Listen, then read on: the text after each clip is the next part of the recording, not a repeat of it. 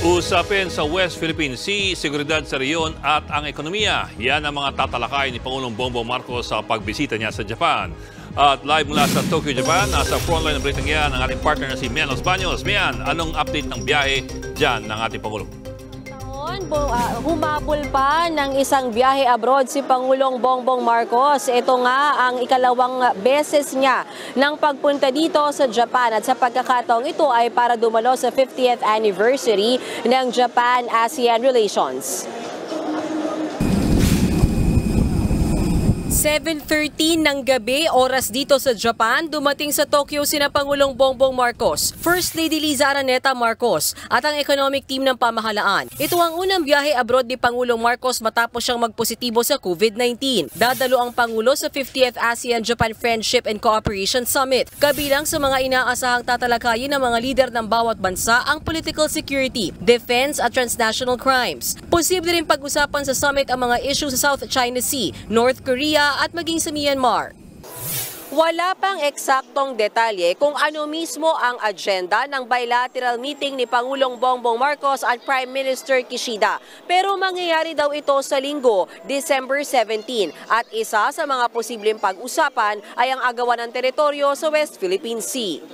Suportado ng Japan ang posisyon ng Pilipinas sa issue sa agawan ng teritoryo laban sa China na nakabase sa naipanalo nating 2016 arbitral ruling. Sa Linggo, December 17, ang opening ng ASEAN-Japan Summit. Inaasahan ding tatalakayin ng iba pang issue sa rehiyon gaya ng trade and investment, supply chain, connectivity, infrastructure, climate change at food and energy security. Susundan yan kinagabihan ng isang lighting ceremony at gala dinner ng mga heads of state. Pagdating ng Lunes, December 18, dadalo naman ang Pangulo kasamang ibang ASEAN leaders sa isa pang hiwalay na forum sa climate change. Magkakaroon din ng roundtable meeting tungkol sa status ng business pledges at agreement noong unang pumunta si PBBM dito sa Japan noong Pebrero. Sa kapipirmahan ng mga bagong kasunduan ng dalawang bansa. Bago siya umuwi, pupunta rin ang Pangulo sa Imperial Palace para bumisita sa Japanese Emperor at Empress. Habang nandito sa Japan si PBBM, si Vice President Sara Duterte muna ang tatayong caretaker ng bansa. Pero wala kanina si VP Sara sa pre-departure ceremony ng Pangulo. Present naman si House Speaker Martin Romualdez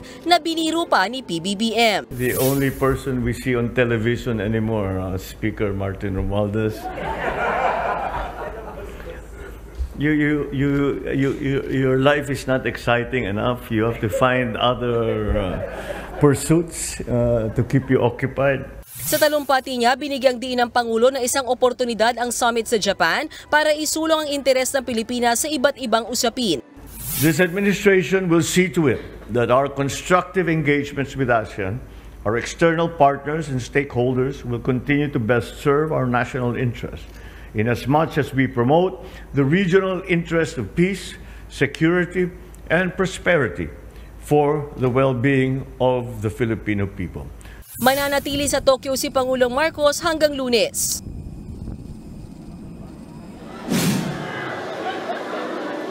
Bok, wala pang scheduled activities ang Pangulo ngayong gabi pero bukas ang kanyang unang ASEAN engagement kung saan dadalo si PBBM sa dinner na i-host ni Prime Minister Fumio Kishida. Bok?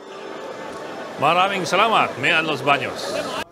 Mga kapatid, Ed Lingaw po, maging maalam at may pakialam sa mga napapanahong balita sa ating bansa. Para sa mas malalimang pagtalakay at paghimay sa mga issue at headlines, tumutok lamang at pag-subscribe sa social media pages ng News 5.